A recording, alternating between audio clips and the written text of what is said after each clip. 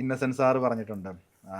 മാനാർമത്തായി സിനിമയുടെ ലൊക്കേഷനിൽ വാണി വിശ്വനാഥ്, ആ വാണി വിശ്വനാഥ് അദ്ദേഹം അവർ വന്ന് ഷൂട്ടിനിടുന്ന സമയത്ത് ഇന്നസെന്റ് സാറിന് മിണ്ടണമെന്നുണ്ട്, എന്ന് ഇവരൊന്നും മിണ്ടണമില്ല.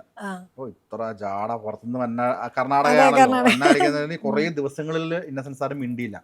പിന്നെ മനസ്സിലാവണേ അന്ന് മലയാളം അറിയാൻ പാടാത്ത പുള്ളിക്കാരി പേടിച്ചിരിക്കുവായിരുന്നു, എന്ത് മിണ്ടും എങ്ങനെ മിണ്ടും എന്നല്ല. അപ്പൊ നമ്മൾ കാണുന്ന കാഴ്ചപ്പാടുകൾ തെറ്റാണ് എന്ന് ഇന്നസെന്റ് സാറ് പറഞ്ഞു വെച്ചൊരു സ്റ്റേറ്റ്മെന്റിന് എക്സാമ്പിൾ ആണ് അതല്ല. ഇത് പറഞ്ഞപ്പോ ഞാനത് പെട്ടെന്ന് ശരിയാണ്. പലപ്പോഴും നമ്മൾ തെറ്റിദ്ധരിക്കപ്പെട്ടിട്ടുണ്ടോ ആരെങ്കിലും നിസ്സാരമായിട്ടാണെന്നുണ്ടെങ്കിൽ? എന്റെ കൂടെ വർക്ക് ചെയ്തിട്ടൊക്കെ തന്നെ ഒരു 5 ദിവസമൊക്കെ കഴിയുമ്പോൾ അവര് പറയും, ഞാൻ വിചാരിച്ചു നീ ഭയങ്കര ജാട, മിണ്ടില്ല, നീ ഓരോന്നോ നിന്റെ വിചാരം എന്നൊക്കെയുള്ള ഒരു ആറ്റിറ്റ്യൂഡ് അങ്ങനെ ഞങ്ങക്ക് തോന്നിയ. പക്ഷെ ഒന്നുമില്ല, വാ തുറന്നപ്പോ പോയി അങ്ങനെ പറഞ്ഞിട്ടുള്ളവരൊക്കെ ഉണ്ട് കോ ആക്ടേഴ്സിന്. പോയി ഇത്ര ഉള്ളൂ പറയാറുണ്ട്.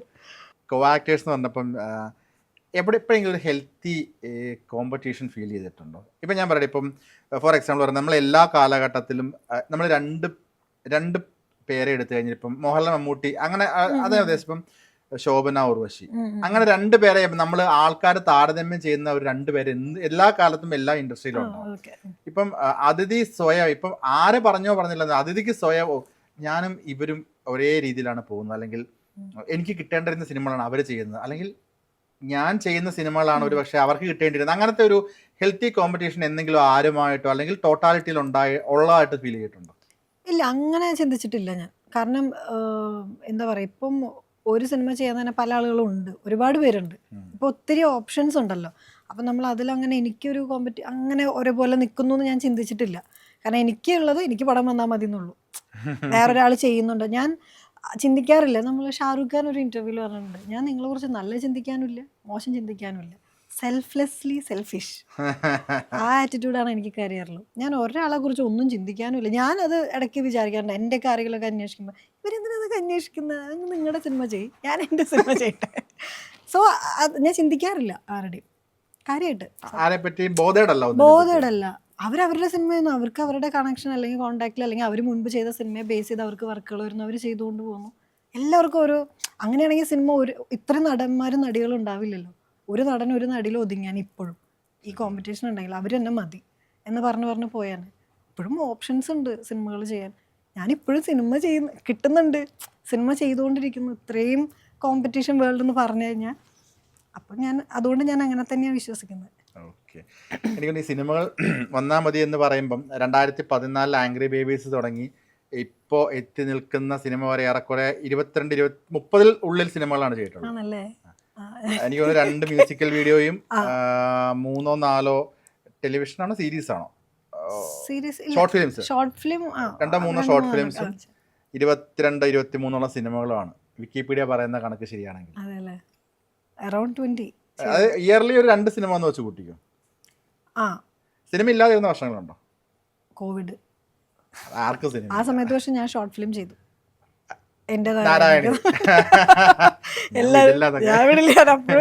അപ്പോഴും ഞാനൊരു ഷോർട്ട് ഫിലിം ചെയ്തിട്ടിരുന്നു.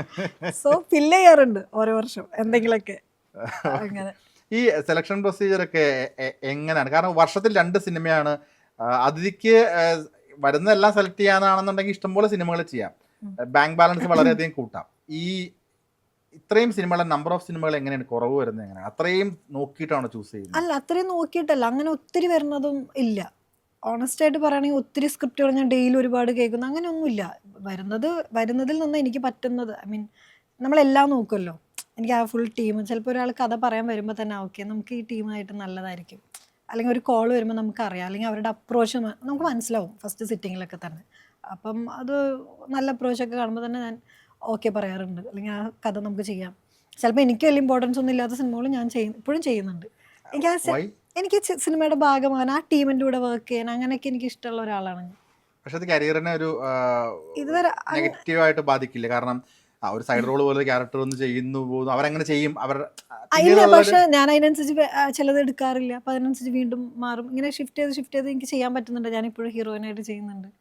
അപ്പോൾ അങ്ങനെ, അല്ലെങ്കിൽ ഇപ്പം വലിയൊരു സിനിമയിൽ, ഇപ്പോൾ ജിത്തു സാറിൻ്റെ സിനിമയിൽ ഞാൻ നേരിലൊരു വേഷം ചെയ്തിട്ടുണ്ട്. കാരണം സാറാണ് എന്നെ ആദ്യയിലേക്ക് ഇൻട്രൊഡ്യൂസ് ആ സമയത്ത് ചെയ്യുന്നത്. അപ്പോൾ ആ ഒരു ടീമായിട്ട് എനിക്കൊരു ബന്ധമുള്ളതാണ്. അപ്പം ഞാൻ അവരുടെ അടുത്ത് നോ പറയാൻ എനിക്കിഷ്ടമാണ് ആ ടീമിൽ വർക്ക് ചെയ്യാൻ. ഞാൻ പറഞ്ഞിട്ടുണ്ട് സാറിൻ്റെ അടുത്ത്, ഒരു പാസിംഗ് ആണെങ്കിലും വിളിച്ച് ഞാൻ വരാം കേട്ടോ, എനിക്കിഷ്ടമല്ലേ. ഞാൻ മറ്റുള്ളവരെ കാഴ്ചയിൽ കാണുന്നേക്കാൾ കൂടുതൽ എനിക്കൊരു സിനിമ ഞാൻ എടുക്കുന്നത് ചെയ്ത് കഴിഞ്ഞ് വീട്ടിൽ വന്ന് കിടന്ന് ഉറങ്ങുമ്പോൾ ഒരു സന്തോഷവും സമാധാനമായിട്ട് ഉറങ്ങണം. അതിപ്പോൾ പടം ഭയങ്കര ഹിറ്റോ സക്സസ് ഒക്കെ ആയിട്ട് അവാർഡൊക്കെ കിട്ടിയിട്ട് എനിക്കതിലൊരു സന്തോഷം തരുന്നില്ല, അല്ലെങ്കിൽ ഞാൻ ഭയങ്കര ടെൻഷൻ അടിച്ചിട്ടൊക്കെയാണ് ആ പടം ചെയ്തിട്ടുണ്ടെങ്കിൽ എന്താ അർത്ഥമുള്ളത്?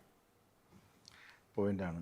എനിക്കത് ചെറിയ വേഷമാണെങ്കിൽ ഞാൻ പറയണം, അയ്യോ നല്ല ടീമായിരുന്നു, നല്ല സെറ്റായിരുന്നു, നല്ല വർക്കായിരുന്നു, എനിക്ക് അടിപൊളിയാണ്, ഞാൻ ഹാപ്പിയാണ്. ഞാൻ അൾട്ടിമേറ്റ്ലി നോക്കുന്നത് എൻ്റെ ഹാപ്പിനെസ്സിനാണ് ഇമ്പോർട്ടൻസ് കൊടുക്കുന്നത്. ബാക്കിയൊക്കെ മറ്റുള്ളവർ പറയുന്നതല്ലേ. മറ്റുള്ളവർ പറയുന്ന നോക്കിയിട്ട് ജീവിക്കാൻ നിന്നാൽ ഒട്ടും പറ്റില്ല. അത് അവരുടെ കണ്ണിലെ സക്സസ് അല്ല നമ്മുടെ സക്സസ്. അത് വളരെ കറക്റ്റ് ഒരു പോയിന്റ് ആണ് കേട്ടോ. നമ്മൾ ഹാപ്പി ആവുന്നത് തന്നെയാണ് ശരി. ഏറ്റവും ഇമ്പോർട്ടൻ്റ് അതാണ്. ഇപ്പോൾ ഒരു 10 പേര് പറയാണ് ചേട്ടൻ നല്ല അടിപൊളി ലൈഫാണ് അവൻ്റെ, അവർ പറയുന്നതിലല്ല ചേട്ടൻ്റെ സക്സസ് ഇരിക്കുന്നത്. നമ്മളുടെ തോന്നലാണ് ഞാൻ ഓക്കെ ആണെന്നുള്ള. ഇപ്പം എനിക്ക് അവാർഡും എല്ലാം ഉണ്ട്, പക്ഷെ ഉറങ്ങുമ്പോൾ ഒരുപാട് മനസ്സമാധാനം ഇല്ല എനിക്ക്. പലരുമായിട്ടും പല ഇഷ്യൂസ് ഉണ്ട്, അല്ലെങ്കിൽ ഞാൻ ഓക്കെ അല്ല. പക്ഷെ പുറമേക്ക് ഡ്രസ്സപ്പൊക്കെ ചെയ്ത് ഒരു അവാർഡ് മേടിക്കാൻ സ്റ്റേജിൽ നിൽക്കുമ്പോൾ അതിലും സന്തോഷം കാണാൻ പറ്റുന്നതായിരിക്കണം ശരിക്കുള്ള സക്സസ്. അപ്പം എനിക്കതുകൊണ്ട് അത് നിർബന്ധമാണ്. മനസ്സമാധാനം എന്ന് പറഞ്ഞൊരു വാക്ക് വലിയൊരു കാര്യമാണ്. പിന്നെ ഈ മനസ്സമാധാനം കിട്ടുന്നത് എങ്ങനെയായിരിക്കും ഒരു പക്ഷെ അതിഥിയെ സംബന്ധിച്ച്? അതിലൊരു ടെൻഷനുള്ളൊരു എന്തെങ്കിലും ഒരു ടെൻഷൻ അതിഥിക്കുണ്ടെന്ന് വെച്ചോ, ഇപ്പോൾ കരിയറിലോ പേഴ്സണൽ ലൈഫിലോ എന്തെങ്കിലും ഒരു ടെൻഷൻ, അതിഥി സ്വയം കാമാവുന്നത് എങ്ങനെയായിരിക്കും? അല്ലെങ്കിൽ അതിഥിയുടെ ഹാപ്പിനെസ് കണ്ടെത്തുന്നത് എങ്ങനെയായിരിക്കും? ഞാൻ തന്നെയാണ് ഞാനതിലിരിക്കും കുറച്ച് നേരം. ഒരു പ്രശ്നത്തിലാണെങ്കിലും ടെൻഷനിലാണെങ്കിലും ഞാൻ അതിൽ തന്നെ ഇരിക്കും. ഞാൻ അത് ഡൈവേർട്ട് ചെയ്യാൻ ശ്രമിക്കാറില്ല. നമ്മളെപ്പോഴും ഫേസ് ചെയ്യുക, നമ്മൾ അതിൽ ഗോ ത്രൂ ചെയ്യുക, സിറ്റ് വിത്ത് ഇറ്റ്. ഒരു ടെൻഷൻ ആണെങ്കിലും എന്താണെങ്കിലും അൾട്ടിമേറ്റ് വേണമെങ്കിൽ ഇപ്പോൾ തിങ്ക് ചെയ്യുന്നത് നമുക്ക് വേണമെങ്കിൽ ഓവർ തിങ്ക് ചെയ്ത് അതിൻ്റെ അൾട്ടിമേറ്റ് ചിന്തിച്ച് വെച്ചിട്ട് അതിൽ നിന്ന് പുറത്തേക്ക് കിടക്കാൻ പറ്റും. നമ്മൾ ഇതിൽ നിന്ന് പെട്ടെന്ന് എസ്കേപ്പ് ചെയ്യാൻ നോക്കുമ്പോൾ വീണ്ടും ഈ സംഭവം ഇതിൻ്റെ ഡ്യൂറേഷൻ കൂടിക്കൊണ്ടേയിരിക്കും. ഒരു ദിവസം ഫുള്ള് ടെൻഷൻ അടിച്ചിരുന്നു കഴിഞ്ഞാൽ ചിലപ്പോൾ മാറും അത്. നമ്മളത് പെട്ടെന്ന് മാറ്റാൻ വേണ്ട, എന്നൊരു സിനിമയ്ക്ക് പോകാം, അല്ലെങ്കിൽ ഫ്രണ്ട്സിൻ്റെ അടുത്ത് പോയിരിക്കാം, ശരിയാവില്ല. അല്ലെങ്കിൽ ചിലർ വേറെ പലതും മാർഗ്ഗങ്ങൾ നോക്കുമായിരിക്കും അതിൽ നിന്ന് മൈൻഡ് മാറ്റാൻ. ഒന്നും മാറില്ല, വീണ്ടും അതിലേക്ക് തന്നെ കറങ്ങി തിരിഞ്ഞ് വരും. എസ്കേപ്പ് ആവാൻ നോക്കും തോറും അതിലേക്ക് തന്നെ വന്നുകൊണ്ടിരിക്കും. അതിൽ നിന്ന് പെട്ടെന്ന് പുറത്തേക്ക് കിടക്കാം. വായിക്കില്ല, വായന കുറവാണ്. നന്നായിട്ട് വായിക്കുന്ന ഒരു പെൺകുട്ടിയാണ് ഞാനിപ്പോൾ സംസാരത്തോടെ എനിക്ക് മനസ്സിലായത്. പക്ഷെ ഒട്ടും വായിക്കില്ല. ഇല്ല, വായന വളരെ കുറവാണ്. പക്ഷെ ഞാൻ കുറേ ഇൻ്റർവ്യൂസും അല്ലെങ്കിൽ ഒരുപാട് നല്ല വായിക്കുന്ന ആളുകൾ അല്ലെങ്കിൽ ഞാൻ കേൾക്കാറുണ്ട്. ഇൻ്റർവ്യൂസും ഒരുപാട് കാര്യങ്ങൾ അല്ലെങ്കിൽ അങ്ങനത്തെ ഒക്കെ കേൾക്കാൻ ഇഷ്ടമാണ്. ഒരാൾ പറഞ്ഞു തരുന്നതൊക്കെ പെട്ടെന്ന് മനസ്സിലാക്കാനൊക്കെ ഇഷ്ടമുള്ള ഒരാളാണ്. അപ്പോൾ ഞാൻ കൂടുതലും എൻ്റെ ചേട്ടനായിട്ട് ഒരുപാട് സംസാരിക്കും. ആൾ വായിക്കും, ആൾ ഒരുപാട് കാണും, ഒരുപാട് ഗുരുക്കന്മാരുടെ വീഡിയോസൊക്കെ കാണും. അപ്പോൾ ഞങ്ങളത് സംസാരിക്കാറുണ്ട്. അപ്പോൾ അതൊക്കെ കേൾക്കുമ്പോൾ എനിക്ക് ഇന്ന് ഭയങ്കര അയ്യോ അതല്ല കേട്ടോ, ആവശ്യമുള്ള സാധനങ്ങൾ പിക്ക് കഴിഞ്ഞാൽ എന്താണ് ഇപ്പം ഇത് അപ്ലൈ ചെയ്യാൻ പറ്റുന്നത് അതിനെക്കുറിച്ച് അവെയർ ആവാറുണ്ട്. മനസ്സമാധാനം കണ്ടെത്താൻ പറ്റുക അല്ലെങ്കിൽ ഒരു എന്തിനാ ലാലേട്ടൻ്റെ ഇൻ്റർവ്യൂ തന്നെ ഫുള്ള് നിങ്ങളിരുന്ന് കാണും, ഭയങ്കര മാറ്റം ഉണ്ടാവും. കാഴ്ചപ്പാട് മാറ്റം ഉണ്ടാവും ലാലേട്ടൻ്റെ ഒക്കെ. ഭയങ്കര എന്ത് പ്രശ്നം വന്നാലും അത് ഇപ്പൊ ആദ്യമൊക്കെ കാണുമ്പോൾ ഒന്നും തോന്നാറില്ല. ഇപ്പൊ കാണുമ്പോൾ ഇത് എങ്ങനെയല്ലേ, ഭയങ്കര ഈസി ആയിട്ട് തമാശയായിട്ടും പലതും പറഞ്ഞു പോകുന്നത് ഭയങ്കര. അയാൾ എന്നെ പറ്റി പറഞ്ഞു, അത് എനിക്ക് കുഴപ്പമില്ല, നിങ്ങൾക്ക് എന്താ പ്രശ്നം? അല്ലെങ്കിൽ ഈ അടുത്ത് ഒരു ഇന്റർവ്യൂല് കണ്ടപ്പോഴേ ഞാൻ എന്താ മോനെ നിന്നോട് ചെയ്തേ, അതൊക്കെ ഭയങ്കര അപ്ലൈ ചെയ്ത് നോക്കിയാൽ ഭയങ്കര രസമായിരിക്കും. തരുൺ പറഞ്ഞല്ലേ എന്ത് ചെയ്തു പറഞ്ഞാൽ അത് കളയുന്നത് ഭയങ്കര വലിയ കാര്യമല്ലേ. നമ്മൾ അങ്ങനെ ഇരിക്കും, ഓ ഇവൻ പറഞ്ഞു അല്ലെങ്കിൽ ഒരു കമന്റ് കണ്ടാൽ നമ്മൾ അതിലിരിക്കും. അത് വിട്ട് കളയാന്നുള്ളത് വലിയ കാര്യമല്ലേ ഇപ്പോഴത്തെ കാലത്ത്. സോ അത് 2-3 കണക്കൊന്ന് അപ്ലൈ ചെയ്ത് നോക്കിയാൽ പിന്നെ സെറ്റാവും. അതിന് ശരിക്കും ഒരു മീ ടൈം ഒക്കെ എങ്ങനെ സ്പെൻഡ് ചെയ്ത്? മീ ടൈം കുറേ നേരം ഇങ്ങനെ ഒറ്റയ്ക്കിരിക്കാൻ ഇഷ്ടമുള്ള ആളാണ്. ചിന്തിച്ച് ഇങ്ങനെ ഓരോന്ന് ചിന്തിക്കും, എനിക്ക് ഭയങ്കര ഇഷ്ടമാണ്. ചിന്തിക്കുന്നതിൻ്റെ ഒരു വ്യാപ്തി എന്താണെന്ന് വെച്ചാൽ ഒരു എക്സാമ്പിൾ പറഞ്ഞു കഴിഞ്ഞാൽ എന്തിനെ പറ്റിയൊക്കെ ചിന്തിക്കുന്നത്? ഞാൻ എൻ്റെ കുറേ പാസ്റ്റും കാര്യങ്ങളൊക്കെ ലൈഫ് ഇങ്ങനെ ജേണിയൊക്കെ ഇങ്ങനെ ആലോചിക്കും. എനിക്ക് ഇഷ്ടം അത് ആലോചിക്കുമ്പോൾ. ഇപ്പം ആലോചിക്കുമ്പോൾ അതൊന്നും ഒരു പ്രശ്നമല്ലല്ലോ എന്ന് ആലോചിക്കുന്ന ഒരു സന്തോഷമില്ലേ, കിക്ക് കിട്ടും. അത് ശരിക്കും അങ്ങനെയാണല്ലേ, നമ്മൾ പണ്ട് കഴിഞ്ഞു പോയതോ ഇതൊക്കെ ഇത്ര ഉണ്ടായിരുന്നു, നമ്മൾ അന്നും ദൂരം ടെൻഷൻ അടിച്ചു. ഞാൻ 5 വർഷം മുമ്പ് ആലോചിച്ച് വിഷമിച്ചിരുന്ന ഒരു കാര്യം ഇന്നാലേക്കും അയ്യോ എന്ന് പറയുന്ന സംഭവം ഭയങ്കര കിക്കാണ്. അതുകൊണ്ടാണ് ഇന്നൊരു വിഷമം വരുമ്പോൾ ഇത് നാളത്തേക്കുള്ള കോമഡിയാണ്. സോ അത് അപ്ലൈ ചെയ്യുമ്പോൾ നല്ല രസമുള്ള പരിപാടിയാണ്. അങ്ങനെയൊക്കെ ഇരുന്ന് ചിന്തിക്കും, എനിക്ക് ഇഷ്ടം അതൊക്കെ. ഈ കാലഘട്ടം മാറുന്നതിനനുസരിച്ച് നമ്മളുടെ ചിന്താഗതിയാണ് കാഴ്ചപ്പാടിൽ ഞാൻ പണ്ട് വായിച്ചിട്ടുണ്ട് ഞാൻ ഒരു ഫോട്ടോയിൽ ഒരാൾ കമന്റ് ഇട്ടാന്ന് തോന്നുന്നു, അത് കേട്ടിട്ടുണ്ടാവും. നമ്മൾ കോളേജിൽ പഠിക്കുന്ന സമയത്ത് നമ്മൾ അന്ന് വഴക്കുണ്ടാക്കിയ കാര്യങ്ങളെല്ലാം പിന്നീട് ഓർക്കുമ്പോൾ ചിരിക്കും. അന്ന് ചിരിച്ചതെല്ലാം നമ്മൾ പിന്നീട് ഓർക്കുമ്പോൾ കരയുമെന്ന് പറഞ്ഞ പോലെ കാലഘട്ടം മാറുന്നതിനനുസരിച്ച് നമ്മളുടെ ചിന്താഗതികൾ മാറുന്നതായിരിക്കും. പക്ഷെ എന്നും പറഞ്ഞാൽ നമ്മൾ ടെൻഷൻ അടിക്കാതിരിക്കില്ല. ഇല്ല, ടെൻഷൻ അടിക്കണം. ടെൻഷൻ വരുമ്പോൾ അതിലിരിക്കണം എന്നാ ഞാൻ പറയുന്നത്. ഓടിപ്പോകരുത് അതിന്ന്. ടെൻഷൻ അടിച്ചങ്ങ് തീർക്കണം. പിന്നെ അത് കാണുമ്പോൾ ഭയങ്കര നമ്മളെ ഏൽക്കില്ല.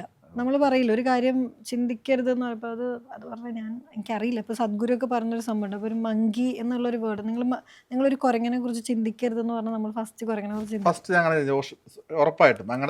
ഇപ്പോൾ കുരങ്ങനെ ഇരിക്കുന്ന ചാടുന്നൊക്കെ ഓർമ്മ വരും ആ വേർഡ് പറഞ്ഞ. അപ്പം നമ്മൾ ടെൻഷൻ അടിക്കുമ്പോൾ ഇത് ചിന്തിക്കേണ്ട, അപ്പം എത്രത്തോളം അതിനെ ചിന്തിക്കേണ്ടെന്ന് പറഞ്ഞാൽ നമ്മൾ ഓരോന്ന് ചെയ്തുകൊണ്ടിരിക്കുന്നു, അത് പുറകെ വരുന്നത്. അതേസമയം ആണല്ലേ ഓക്കെ ടെൻഷൻ, അതിനെ മാത്രം ചിന്തിച്ച് അത് മാത്രം ഫോക്കസ് ചെയ്താൽ കുറച്ച് കഴിഞ്ഞാൽ അത് പോകും.